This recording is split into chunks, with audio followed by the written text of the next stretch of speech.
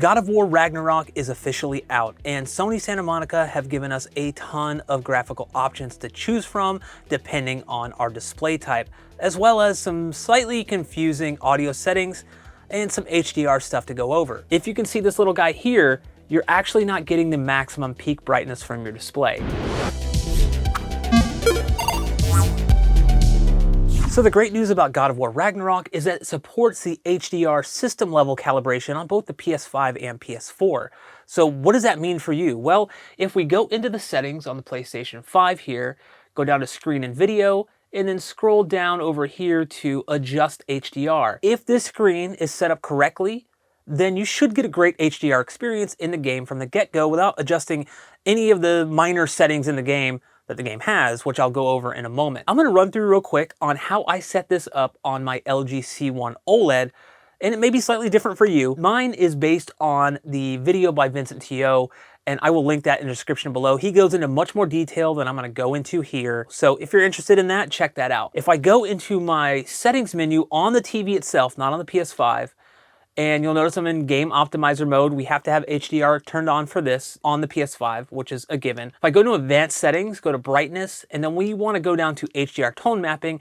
We want to make sure that this is set to HGiG or HGiG as some people call it. And this will basically remove any tone mapping from the LG C1. So this prevents the LG C1 from doing anything and allows the PS5 to tone map everything. We can switch this over to on or off later if we want to or if we need to, depending on the game. But for the HDR setup on the PS5, we want this on HGiG. So I want to back out of there. I'm just going to set this up. So I'm going to bring this up until I can't see it anymore. Now, this will tell you up here that you want to adjust the brightness until the symbol is barely visible. That's wrong. If you can see this little guy here, you're actually not getting the maximum peak brightness from your display. So we want to get to the point where we can barely see it and then just go up one more where we can't see it at all. And then we'll do the same on the next screen. And the amount of clicks that you go up making it brighter will depend on your display. Okay, I can barely see it there. You might not be able to see it on the camera at all. And then I'll go up one and we're done. This last screen, very simple. Hold the down button until this grays out, the darker button grays out, and you're good to go. So now our HDR settings are set up on the PS5. So I've booted up God of War Ragnarok, and I'm gonna go down to the settings menu and under graphics and camera, and I'm just gonna make screen calibration full screen here. We're gonna start at the bottom and work our way up. So basically you'll notice I have a high frame rate mode here. You may not be able to see it on the camera. It might not be picking it up. I have no access to this right now. And the reason for that is I'm going over the 60 frames per second or 60 Hertz display modes first. So I've disabled 120 Hertz in the system menu just to kind of simulate what it's like having a 4K 60 Hertz display for those of you out there who don't have a 120 Hertz display. This setting will be grayed out, meaning that you can't access the high frame rate mode. So here you have favor quality, which is native 4K at 30 frames per second. And then you have favor performance, which is a dynamic 4K. So it hovers between 1440p and 2160p, which is 4K. And it will dynamically change that based on what's going on in the scene, and then 60 frames per second. So those are your two modes here. Now here we also have a UI brightness and then an HDR brightness slider. Now based on my testing, I've also watched a couple of videos and read some posts about this. Some people like to boost this up to 75 to 85. I don't recommend that. I found that it actually brightens the picture up too much. Not the peak brightness, that stays relatively the same, but the shadows in particular just seem to get a little too boosted for my taste. But I'm playing in a completely dark room, so your mileage may vary. So I've re-enabled 120 Hertz output. I still have VRR or variable refresh rate turned off. And now I'm back in God of War. I'll go down to my settings, to graphics and camera, and then I'll make this full screen again. And now you'll notice we have a high frame rate mode and we can turn that on. So what does this mean for you if you have a 4K 120 Hertz display? In favor performance mode, you get a native 1440p resolution, and with high frame rate mode enabled, you get an unlocked 60 frames per second. So that means that the game will actually go above 60 most of the time. It's normally between 80 and 90 in my testing. But in this mode with no variable refresh rate, this mode will actually look probably worse than just a native 60 frames per second or 60 Hertz presentation. So in my opinion, if you have a 4K 120 Hertz display, you should disable the high frame rate mode if you're noticing some massive stuttering and stuff like I have without variable refresh rate turned on in here. Now switching over to favor quality mode, we get a dynamic 4K, so between 1800p and 2160p at 40 frames per second with the high frame rate mode turned on. It won't look as smooth as 60 or above, but it will look a bit better than 30 frames per second. If you do have a 4K 120Hz display without variable refresh rate, and you're okay with some slight judder, but want the maximum quality and maximum resolution, then this is your best mode right here. Okay, so for the last picture modes, I have 4K, 120Hz, and now I've enabled variable refresh rate. So if we go down to the settings menu, under graphics and camera again, we'll make that full screen. And now, here's what we get in this mode. So with variable refresh rate, we get that same favorite performance with high frame rate mode on as we did without VRR, but with VRR enabled, any stutter that we got before with no variable refresh rate will now be completely smoothed out. So the game will be performing between 70, 80, 90 frames per second sometimes in this mode, and it will look smooth as butter. This is actually my preferred way to play this game.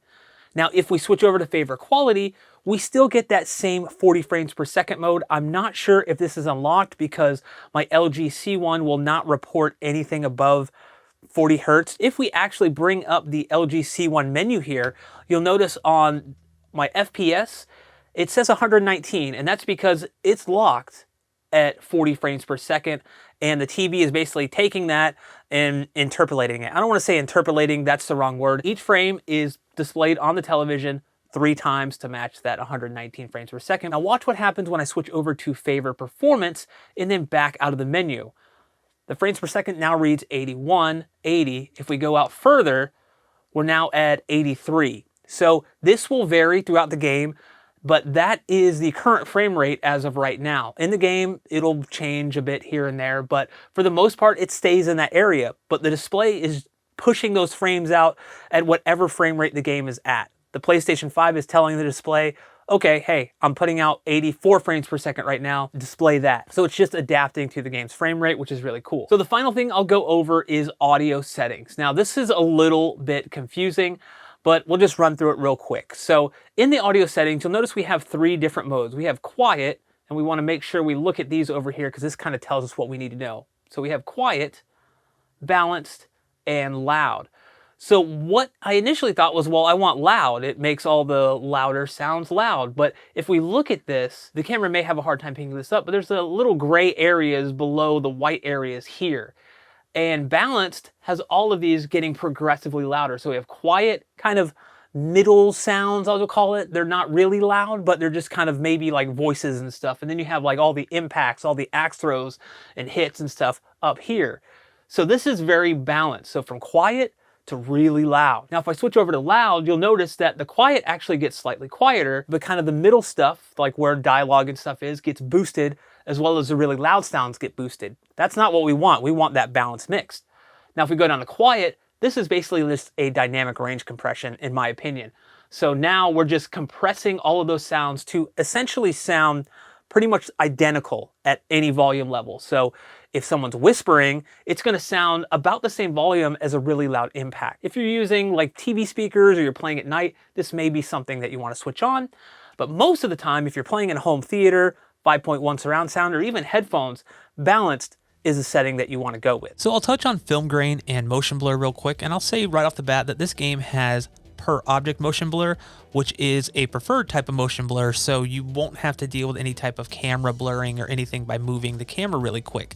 You will get some motion blur when your character is moving or in combat or swinging the axe, but otherwise you won't have to deal with that. Now, whether these are on or off are totally your choice. They don't affect performance at all. So now to my recommended settings for playing in a home theater. If you're on a 4K 60 Hz display, I recommend setting it to favor performance so you get that nice 60 frames per second motion. Motion blur, film grain, on or off, it's your choice.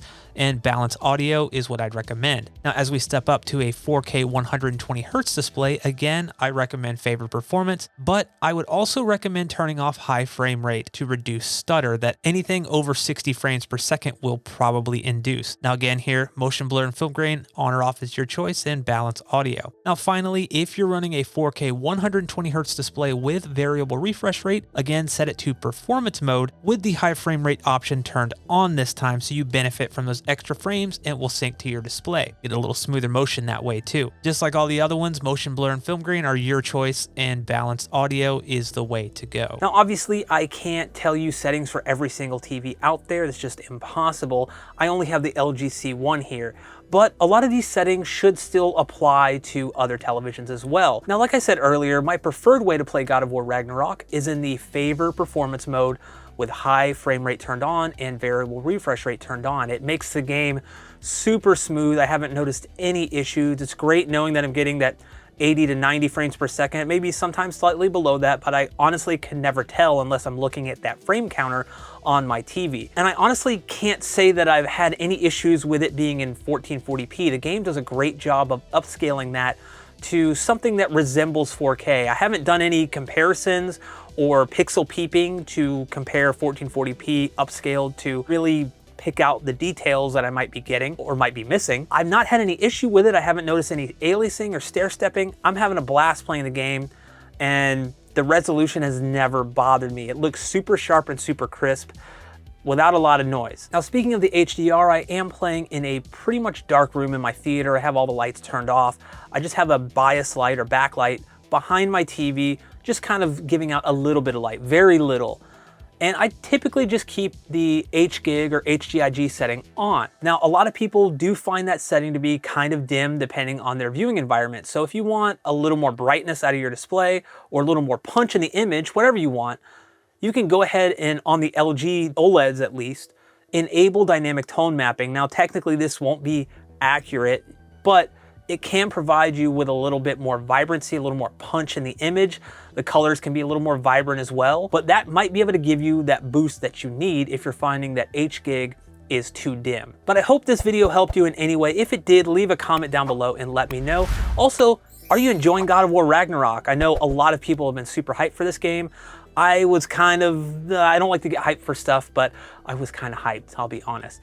But I'm really digging the game so far, but let me know what you think down in the comments below. Thank you so much for watching, and I will catch you in the next one.